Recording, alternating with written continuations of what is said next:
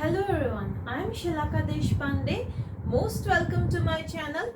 In the previous lecture we studied about the variables in C programming, and before that we also studied about the introduction about the C programming.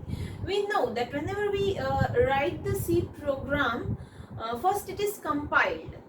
That is, errors are checked. You must have done the practical in your colleges. Okay, so today we are going to study about the build process. Now what do you mean by build process?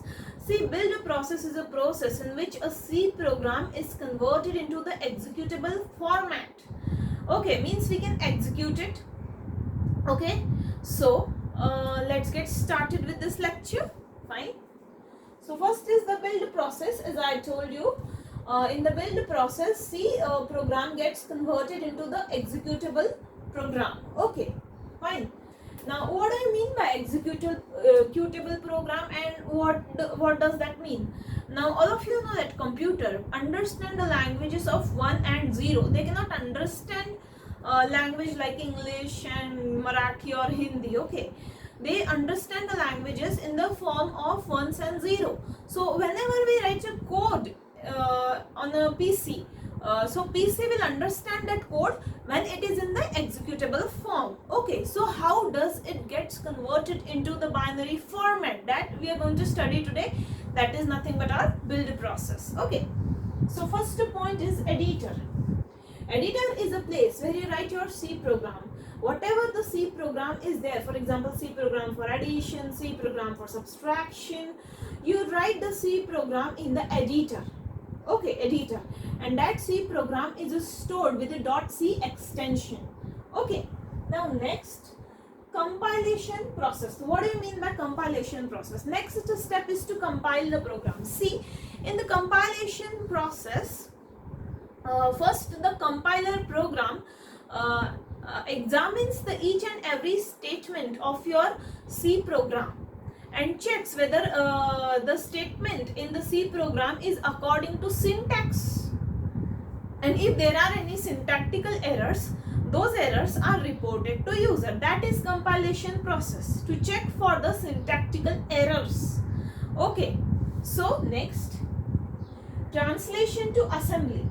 Okay, what does the compiler do? Compiler translates your code, intermediate code, into the assembly. See, before translation to assembly code, the C code with the .c extension is converted into intermediate format. Okay, intermediate format is nothing but the C program only, but its extension is from .i. Its extension is .i, not .c. So that intermediate form is converted into assembly form. Each statement of the intermediate program is converted into assembly statements. Means now compiler converts it into assembly language program. Now, what is assembly language program? How it is done? We will come to that part when we study 8051. But just now, just remember that C is a high level language and assembly level program is a middle level language. Why? Because while programming in the assembly level language, we need to learn a lot of instructions. The programmer needs to learn a lot of instructions. Okay, whereas when you do programming in the embedded C or C language, you don't need to learn a lot of instructions. Okay, so for now you just remember that compiler converts your intermediate file into the assembly language, assembly code with the .asm extension. Okay, now assembler. Now there is one program called as assembler. It converts into object code. Now what does that mean? Now next role is of the assembler.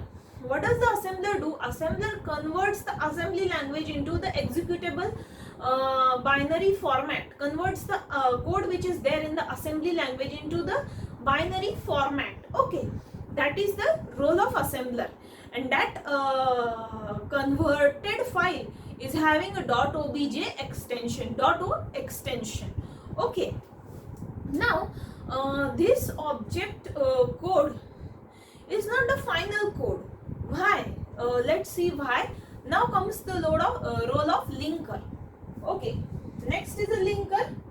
executable code. It converts it into executable code. Now how it converts it into executable code? What does the linker do? See, there are a few libraries in the C program. Okay, so what does the linker do? Linker searches the codes which are used from system program library, and after searching those codes, it links all those code with your main program, that is a object code which is already you have got. Now all the programs are linked together by your linker. Okay, so linker links all the codes together. Fine. So linker, after linker's job is done, we have the ready file in the executable form, means your computer can execute that file now, that which is in the binary format. Okay, now next comes the loader.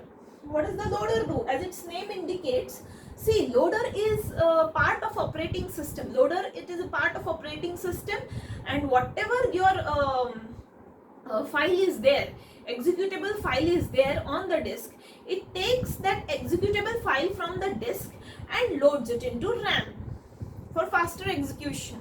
So what does the loader do? It takes the executable file from your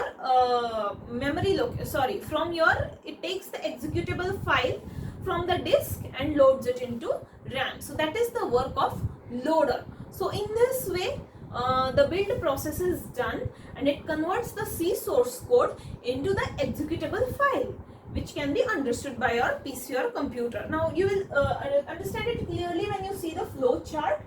First we have editor. In editor, the program is returned with a .c extension. Okay, then comes a preprocessor. It converts a C program into intermediate file with a .i extension. Now what is a preprocessor? What is a preprocessor directive? I have explained it in the previous lecture. That is our hash define and hash include TOH and all that. That is a preprocessor. Okay, then next is compiler. Compiler converts the intermediate code into assembly language code with the .asm extension. Now next is assembler.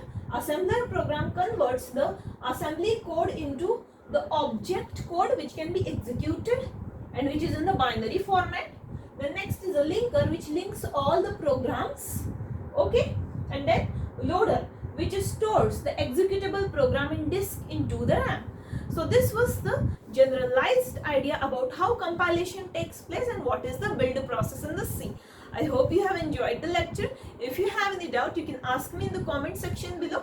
Thanks for watching, and please like, share and subscribe my channel. Thank you.